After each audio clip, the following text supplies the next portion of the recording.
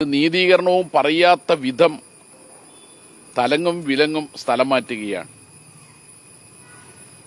നമ്മയെല്ലാം ദുഃഖത്തിലാഴ്ത്തിക്കൊണ്ട് പ്രമുഖ നാടക സംവിധായകൻ സുരേഷ് ബാബു സ്ത്രീസ്ത്രീയുടെ ഭാര്യ കൂടിയായ ദീപലേഖ ആരോഗ്യവകുപ്പിൽ HI തസ്തികയിൽ ജോലി ചെയ്യുന്ന ആ സ്ത്രീ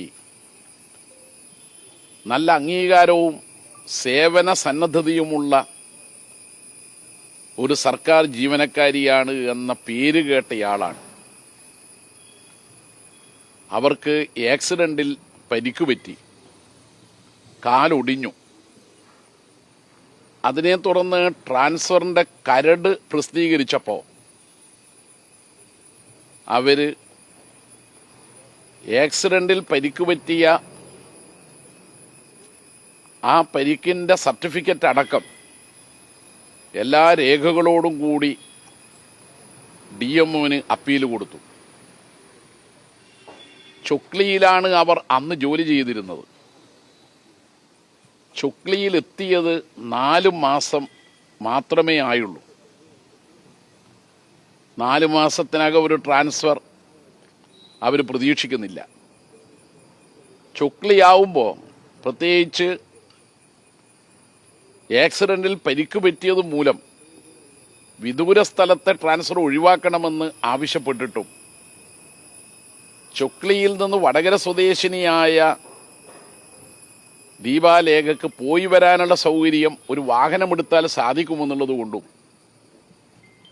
അപ്പീൽ കൊടുത്തപ്പോൾ അതും ഒരു സ്റ്റേഷനിൽ 4 മാസം മാത്രം ആയതുകൊണ്ട് പരിഗണിക്കുമെന്നാണ് അവർ കരുതിയത്. എന്നാൽ ഇന്നലെ അന്തിമ ട്രാൻസ്ഫർ ഉത്തരവ് വന്നു.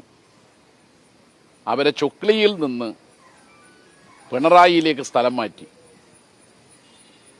ആ വിഷമമാണ് യഥാർത്ഥത്തിൽ ദീപാലേഖയുടെ കാർഡിയാക് അറസ്റ്റിന് കാരണം. ആശാലത കാസർഗോഡ് മരിക്കുന്നതിന് കാരണം ട്രാൻസ്ഫർ സൃഷ്ടിച്ച മാനസിക പ്രയാസമാണ്. സുബിൻ ആത്മഹത്യ ചെയ്യാൻ കാരണം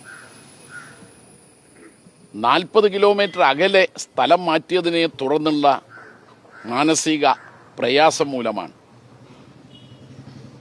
ഡോക്ടർ രാധാമണിക്ക് കാർഡിയാക് ഇഷ്യൂ ഉണ്ടാവാൻ കാരണം ട്രാൻസ്ഫർ നടത്താൻ വേണ്ടി NGO അസോസിയേഷൻ നേതാക്കൾ ഡോക്ടറുടെ മേൽ സമ്മർദ്ദം ചെലുത്തുകയും ഭീഷണിപ്പെടുത്തുകയും ചെയ്തതിനെ തുടർന്നാണ്.